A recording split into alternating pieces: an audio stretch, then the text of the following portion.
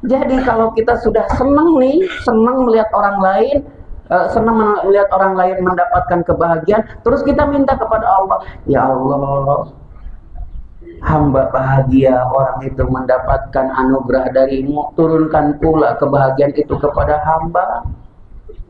Ya Allah, hamba senang orang ini mendapatkan kebaikan, turunkan pula kebaikan itu kepada hamba. Ya Allah, hamba bahagia dengan kesuksesan yang ia capai, turunkan juga kesuksesan itu kepada aku ya Allah. Jadi bahagia atas kenikmatan yang menimpa orang lain akan ada satu jatah doa yang dikabul. Makanya siapkan doa. Senang. Nah, ini kadang-kadang di sini nih ujian kita teh. Ujian kita teh kadang-kadang kita kurang senang dan kurang bahagia kalau melihat orang lain bahagia. Padahal kalau kita bahagia saat orang lain mendapatkan kebahagiaan, ada satu jatah doa seperti doanya Nabi Zakaria alaihi salam. Setelah turun ayat Inna nubassiruka bigulamin ismuhu Yahya, sesungguhnya aku akan berikan kabar gembira kepadamu dengan anak bernama Yahya. Ternyata di luar dugaan istrinya yang sudah renta, yang sudah menopause itu sudah tidak haid. Secara medis, secara medis nih, perempuan yang sudah tidak haid, sudah kering rahimnya sehingga tidak mungkin punya keturunan. Beda dengan laki-laki. Laki-laki mah nggak ada menopause. Laki-laki kawin ke budak nora, nges umurna nges kolot ya laki-laki, nges aki-aki tepisan. Tapi awewena masih kene muda, masih punya potensi punya anak. Tapi lamun nini kawin ke pemuda, mau boga anak. Non sebabna rahimnya sudah kering, tidak mungkin, misalnya tidak mungkin ini 75 tahun masih ngalahirkeun. Atuh beak tanagana ge ngahejeun ge geus wa. Ngahejeun lain keluar budak malah coplok huntuna. Meceleng gitu ya, bebeten teh telah meceleng huntu daripada orok. Nah, mata lamun lalaki geus kolot nikah ka awewe anu masih keneh muda, masih keneh haid, berpotensi punya anak. Tapi lamun misalnya perempuan yang sudah menopause nikah ke pemuda yang masih muda sekali, masih subur, tidak mungkin punya anak. Itu bedanya. Makanya laki-laki mah nggak ada masa-masa menopause. Nah, ini istrinya Zakaria alaihi salam sudah tidak mungkin punya keturunan secara medis. Tapi doa mengubah segalanya. Doa mengubah yang tidak mungkin menjadi mungkin. Doa mengubah yang mustahil menjadi kenyataan. Doa mengubah yang tadinya tidak mungkin terjadi jadi terjadi. Makanya kita mah kenapa kita suka baca surat Yasin? Supaya kita belajar yakin dari surat Yasin itu. Ida aroda say'an ayyakula lahu kun fayakun. Ida aroda, ketika Allah berkehendak, say'an, terhadap sesuatu, kata Allah kun fayakun. Cek Allah teh jadi, maka bakal jadi. Cek manusia mustahil, cek Allah nggak ada yang mustahil. Seorang perempuan yang tidak bisa melahirkan saja bisa punya anak gara-gara doa. Seorang perempuan pelacur saja bisa mendapatkan husnul khotimah gara-gara dia memberikan minum kepada anjing yang sedang kehausan. Seorang Umar bin Khattab yang pernah mau membunuh Nabi saja bisa berdampingan makamnya dengan makam Nabi, padahal dia adalah orang yang tadinya mau membunuh Nabi. Begitulah, makanya kita mah jangan biarkan pikiran-pikiran kita suuzon kepada Allah, suuzon kepada takdir Allah, dan suuzon kepada makhluk Allah. Makanya kenapa? Salah satu tugas kita di bulan Ramadan ini, kita bersihkan hati.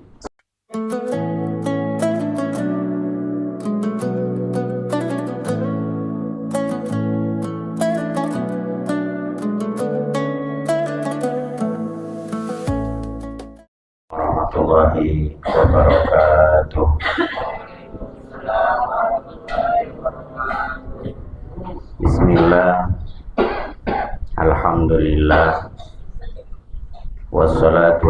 wassalamu ala Rasulillah Muhammad bin Abdullah wa ala alihi wa ashabihi wa mawala. Allahumma rabbi israh li sadri wa yassir li amri wahlul 'uqdatam min lisani yafqahu qawli. Subhanaka la ilma lana illa ma 'allamtana innaka antal alimul hakim. La haula wala quwata illa billahil aliyyil azim. Semoga Allah yang maha memberi rezeki selalu memberikan kecukupan rezeki bagi siapapun yang hadir di majelis ini.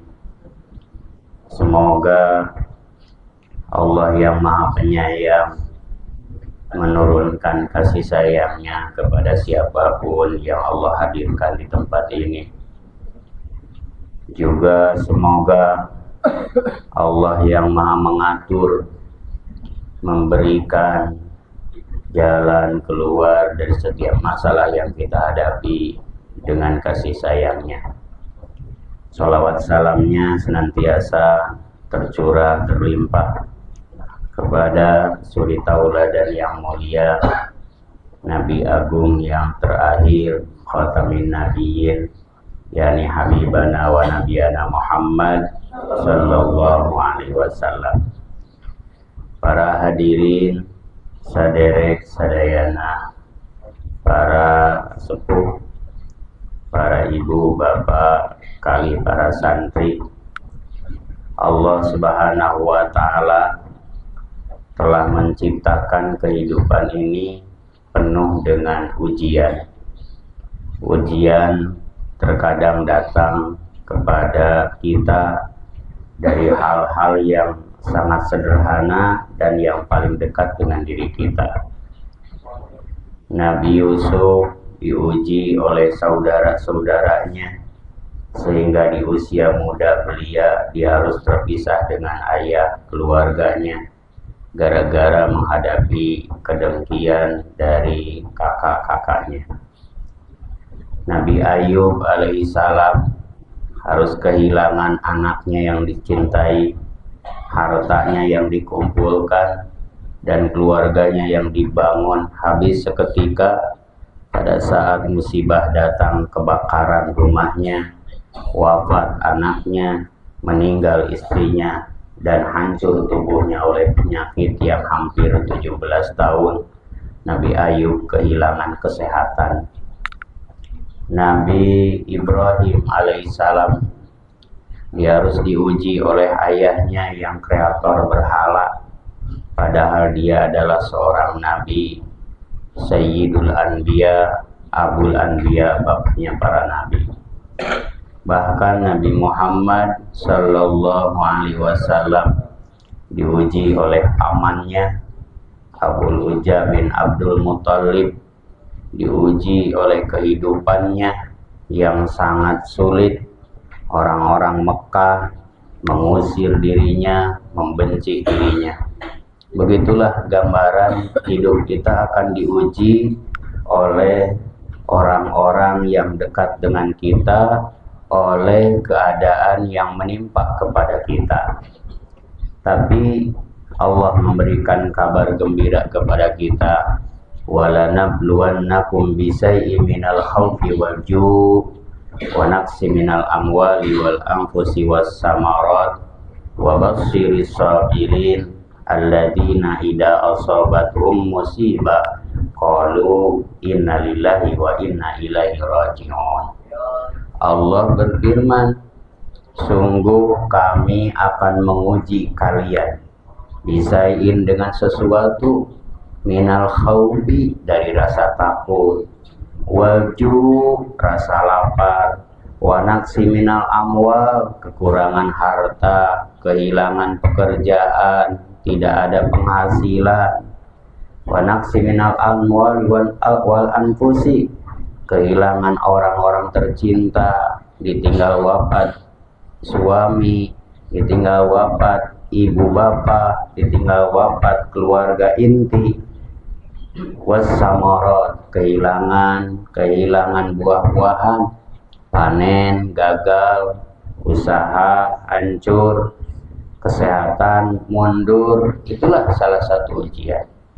Tapi di akhir kalimat dan ayat itu ada kabar gembira dari Allah. Wa basyiris sabirin, kabarkan kabar gembira kepada orang-orang yang sabar. Siapa orang yang sabar itu?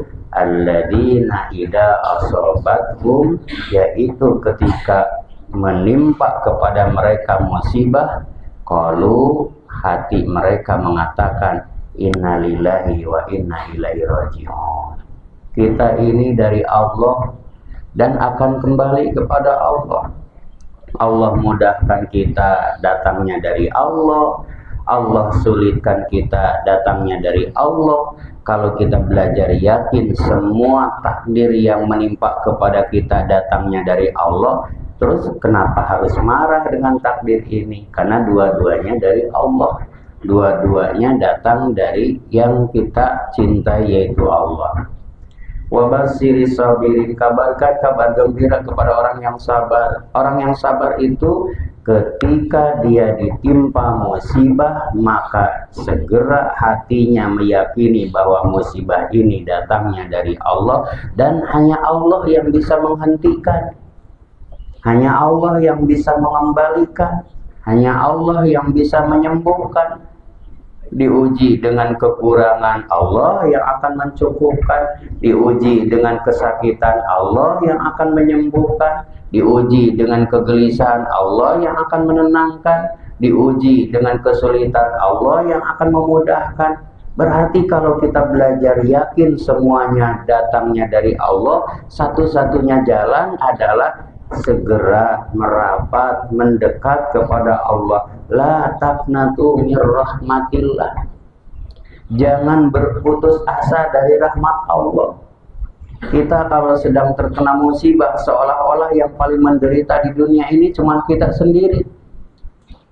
Pernah sakit berat sekali, duduk lama nggak bisa, jalan lama nggak bisa, naik mobil harus sambil berbaring.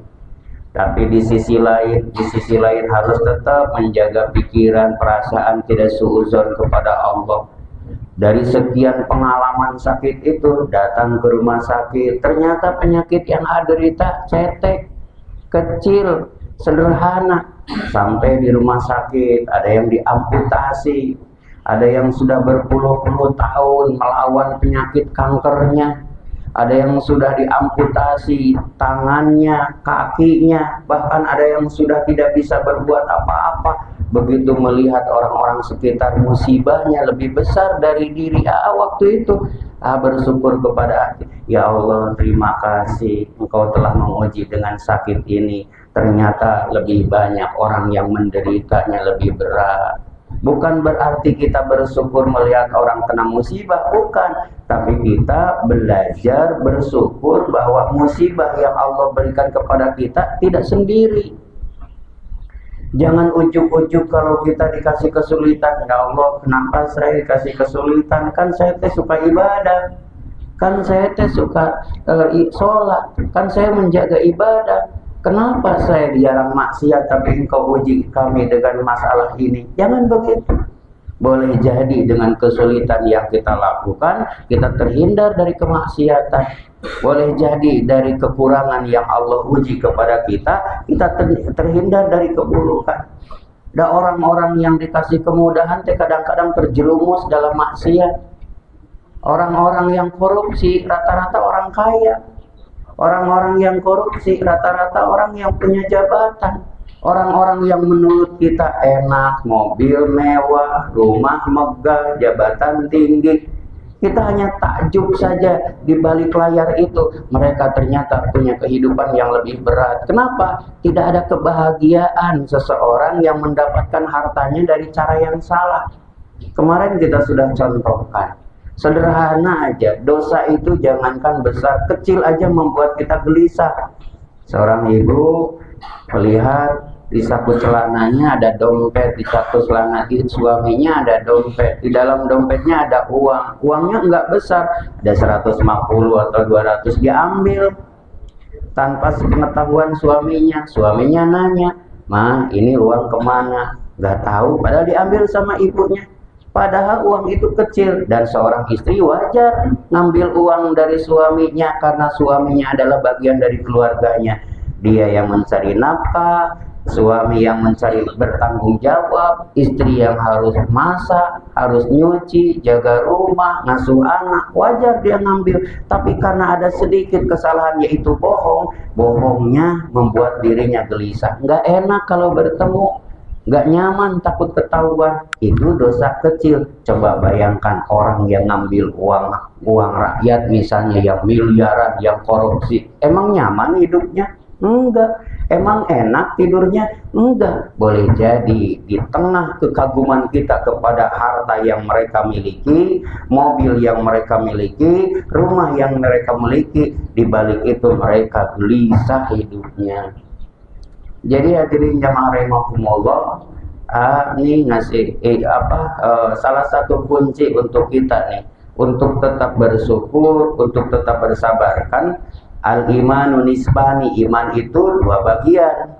Iman itu seperti punya sayap, sayapnya ada dua, dan dua-duanya ini tidak boleh patah. Dua-duanya ini tidak boleh patah salah satunya. Pertama di dalam sikap syukur, yang kedua di dalam sifat sabar. Dunia ini tidak diciptakan dengan ideal. Dunia ini tidak diciptakan sempurna. Kalau dunia ini tempat yang paling ideal, bayi begitu lahir nggak mungkin nangis. Begitu lahir kan bayi rata-rata nangis. Kenapa? Karena dia stres menghadapi hidup. Kalau dunia ini ideal, bayi begitu lahir langsung senyum, terus cekakak-cekikik seserian. Pernah tuh ningali bayi begitu lahir langsung ngakak, langsung seri misalnya, komo ningali mana ke bebeten misalnya, langsung gak seri, nggak ada. Begitu lahir bayi teh nangis. Kenapa? Dunia ini bukan tempat yang ideal, tidak selamanya menyenangkan, tidak selamanya membuat dunia ini membahagiakan. Dulu sebelum punya suami, kita berharap enak ya kalau punya suami, ada yang nafkahin, ada yang jagain, ada yang mencarikan nafkah dan sebagainya. Begitu sudah nikah, beda lagi ujiannya. Coba kalau suaminya si A, si B, si C, jadi gitu di rumah. Datang suami, datang istri, ada lagi ujiannya. Ujiannya apa? Macam-macam. Ada yang beda karakter, beda kebiasaan, beda kehidupannya. Sehingga hidup ini sesungguhnya adalah tempat di mana kita harus belajar tunduk kepada takdir Allah. Orang yang stres adalah orang yang tidak siap menghadapi keadaan yang menyenangkan dan keadaan yang tidak menyenangkan. Maka suatu saat nih ya kita mudah-mudahan dapat hikmah nih. Ramadan ini kan Ramadan penuh dengan kebaikan. Kita sedang menciptakan habit atau kebiasaan-kebiasaan baik, panen kebaikan, gitu ya. Kan ada yang menyampaikan, oh bulan Ramadan mah setannya dibelenggu, setannya dicangcang, geningan aya nutup puasa. Nah itu mah berarti setannya ngencar namanya. Nah, jadi karena ngencar jadi digoda. Kan naon sababna sih lamun bulan Ramadan beurang teh yang sare wae bawaannya teh tunduk bawaannya. Ya kan ada nyanyinya, Ramadan tibra, nah, kan gitu. Jadi tibra wae urang mah berang sare, beting sare. Lain menyalahkan orang yang sare wae, tapi boleh, itu teh dari Allah, rezeki dari Allah, tapi kita harus batasi. Apa batasinya? Contoh nih, yang boleh banyak tidur teh cuma 3. Hiji orang sakit. Nanti orang sakit masuk ngagoleh.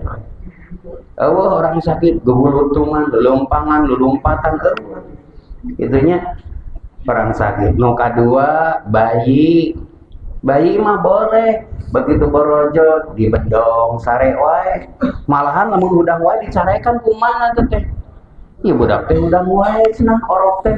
Ah kan gitunya. Jadi meunang tah sare wae. Hiji nu gering, kadua orok. Nu katilu mana tah nu katilu? Jelema anu jelema mayit. Anu boleh ngagoler wae teh sa mayit. Gitunya. Mayit mah boleh ngagoler wae. Coba lama mayit udang. Itu dek di mandian jeung udang wae. Urang dek di ka mana ke lieu makan gitu. Jadi lamun aya urang nu masih kene sehat walafiat seperti kieu, beurang sare, peuting sare, tah keur diajar jadi mayit. Gitu deh. Mantap kade kebiasaan-kebiasaan itu akan merusak diri kita. Nah, manajemen waktu nih, manajemen waktu. Kunci sukses nih bagi para pemuda, pemudi, para santri. Orang yang akan sukses adalah orang yang mampu memanage waktunya, mengatur waktunya. Kalau hidup kita tidak bisa mengatur waktu, kata Allah apa? Wal asri innal insana lafi khusr. Demi waktu sesungguhnya manusia dalam keadaan merugi. Coba bayangkan, bulan Ramadan, bulan penuh rahmat, kita masih tetap aja tidak berubah. Sholat masih tetap ditinggalkan, sare masih tetap tidak bisa dikendalikan, kebiasaan tidak berubah. Coba bayangkan, di bulan yang penuh dengan diskon dari Allah saja kita hidup nggak berubah-berubah, mau dengan apa berubahnya?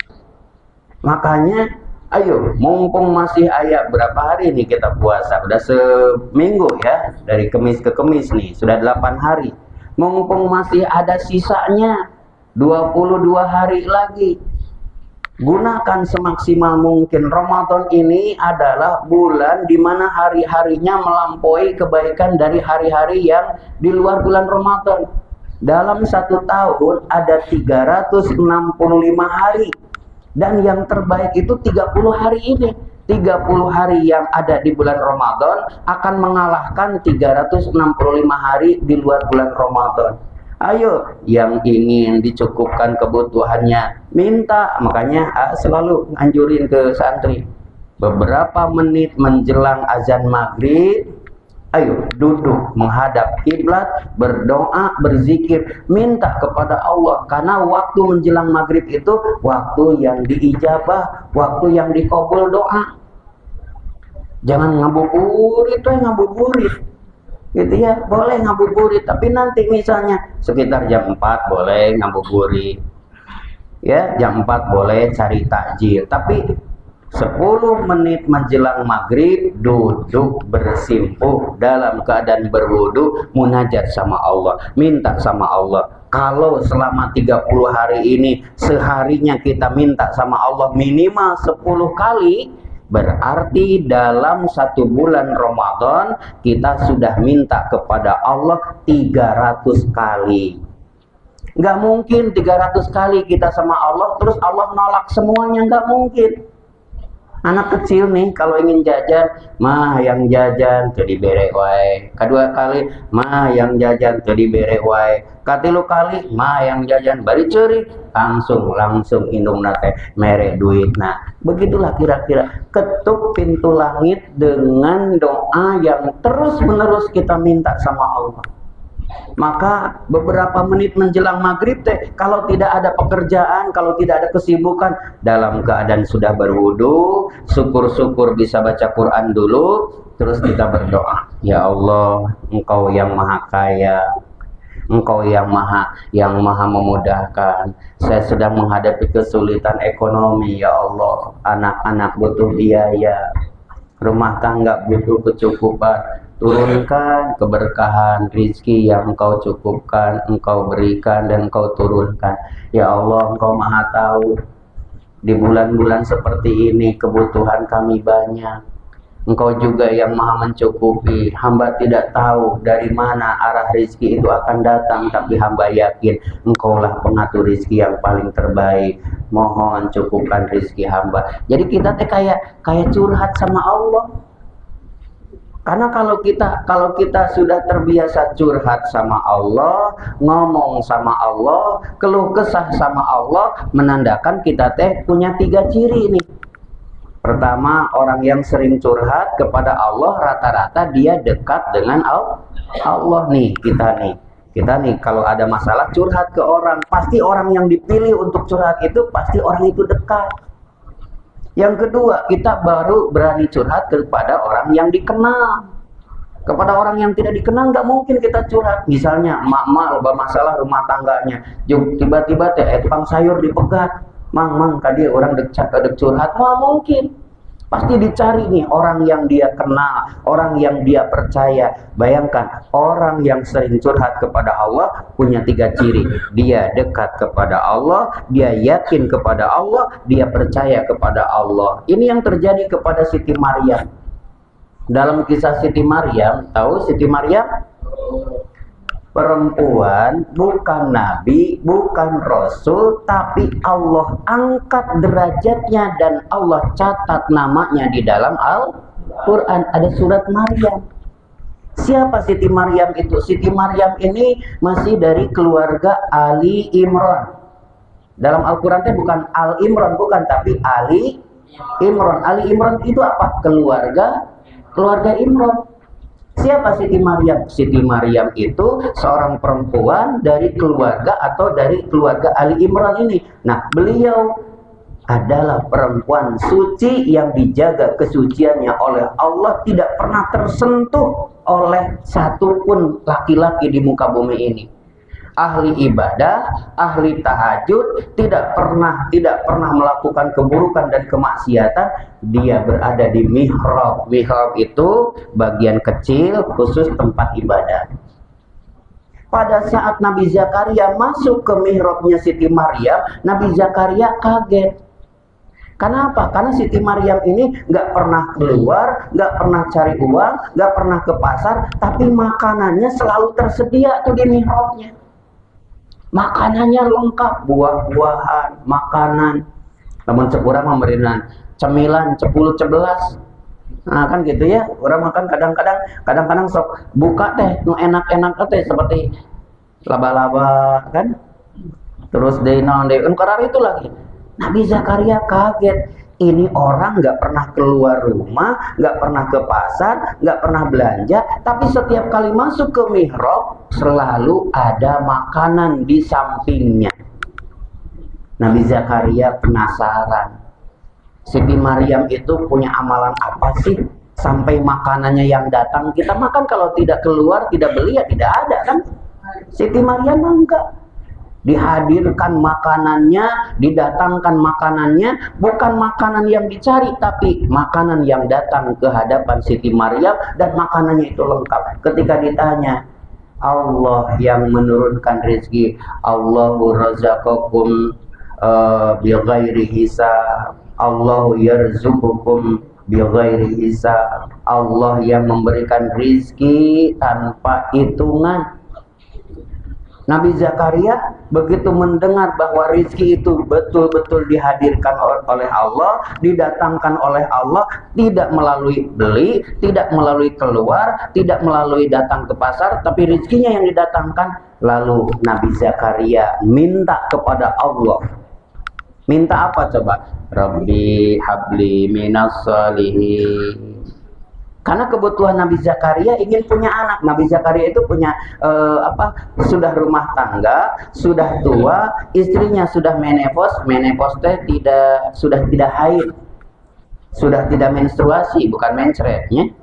Nah, istrinya sudah tidak menstruasi. Nah, beliau minta kepada Allah, Rabbi habli minas sholihin. Karena rata-rata nabi-nabi terdahulu punya anak laki-laki, dan anak laki-lakinya rata-rata otomatis jadi nabi. Nah, Nabi Zakaria ini gelisah. Kenapa? Beliau nabi, tapi sampai tua beliau belum punya keturunan.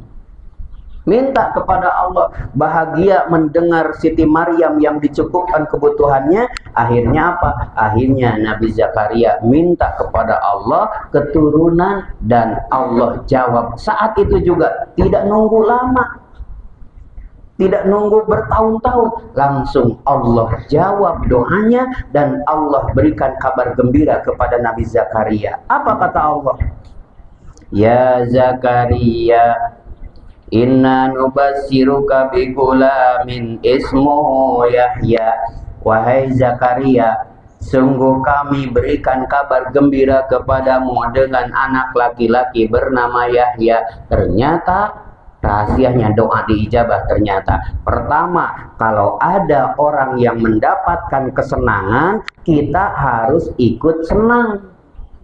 Dan pada saat kita ikut senang, mintalah kepada Allah. Contoh misalnya, ada si A nih, si A diberikan rezeki oleh Allah melimpah. Kita tahu, alhamdulillah ya Allah, dia mendapatkan rezeki begitu banyak. Turunkan rezeki yang engkau turunkan kepada dia, dan aku menerima rezeki yang engkau turunkan kepada mereka. Turunkan rezeki kepadaku seperti engkau menurunkan rezeki kepada orang itu. Jadi ketika melihat orang mendapatkan nikmat, maka ada satu doa yang akan dikabul kalau kita ikut bahagia.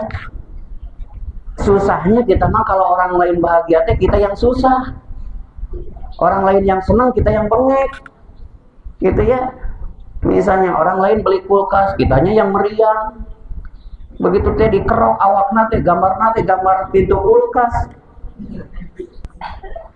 Jadi kalau kita sudah senang nih, senang melihat orang lain, senang melihat orang lain mendapatkan kebahagiaan, terus kita minta kepada Allah, ya Allah, hamba bahagia orang itu mendapatkan anugerah darimu, turunkan pula kebahagiaan itu kepada hamba. Ya Allah, hamba senang orang ini mendapatkan kebaikan, turunkan pula kebaikan itu kepada hamba.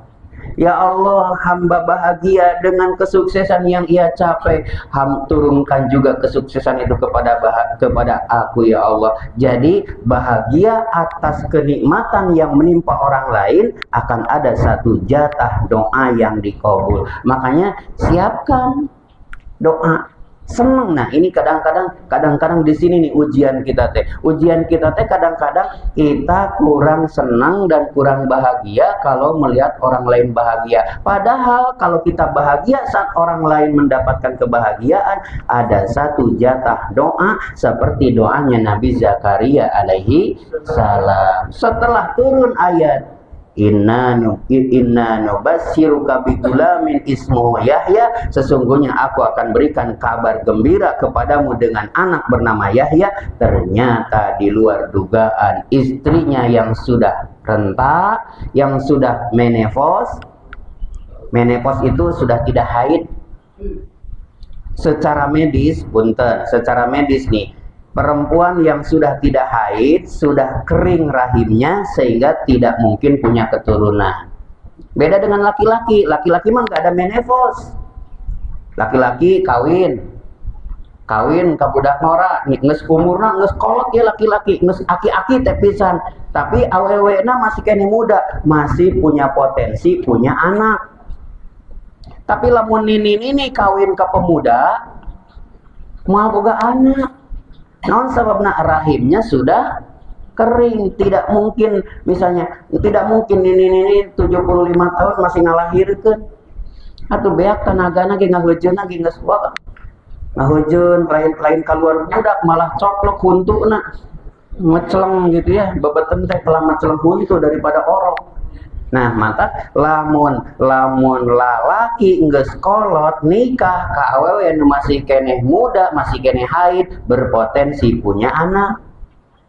Tapi lamun misalnya perempuan yang sudah menopause nikah ke pemuda yang masih muda sekali, masih subur, tidak mungkin punya anak. Itu bedanya. Makanya laki-laki mah nggak ada masa-masa menopause.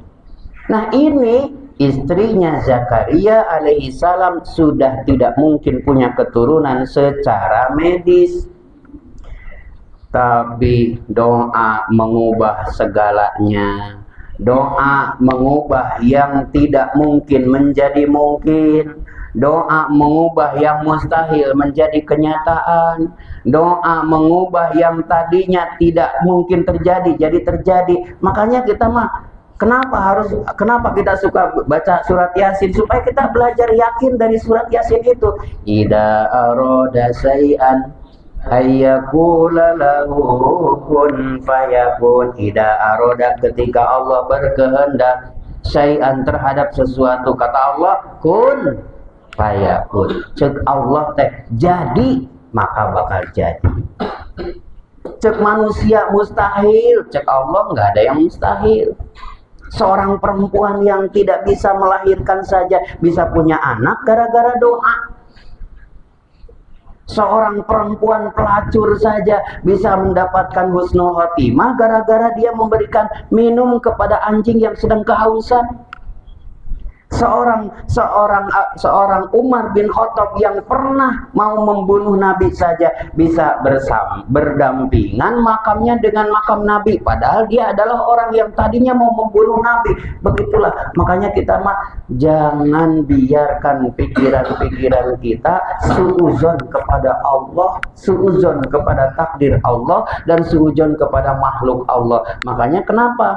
Salah satu tugas kita di bulan Ramadan ini, kita bersihkan hati. Supaya apa? Tadi, ciri-ciri yang bersih hatinya, senang melihat orang lain senang. Bukan sebaliknya, susah melihat orang lain senang, senang melihat orang lain susah.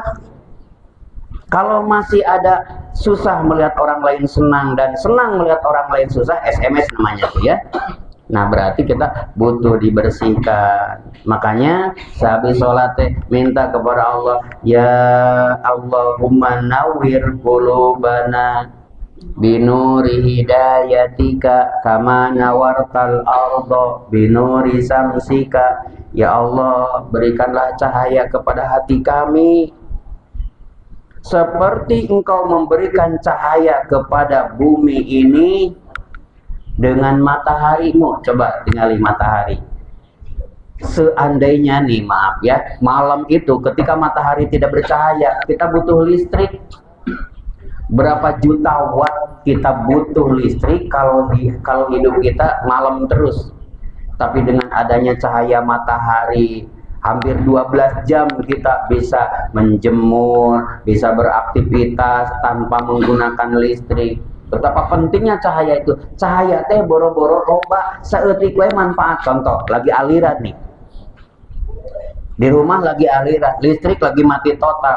Ambil we anak kita teh ngambil handphone, dinyalain we handphone. Cahayanya nggak seberapa, tapi cahaya dari handphone itu bisa membantu kita di tengah kegelapan. Jadi cahaya itu jangankan banyak, sedikit saja bisa menolong. Nah, kita minta sama Allah, Allahumma nawwir qulubana, Allahumma nawwir qalbi, ya Allah berikanlah cahaya kepada hatiku.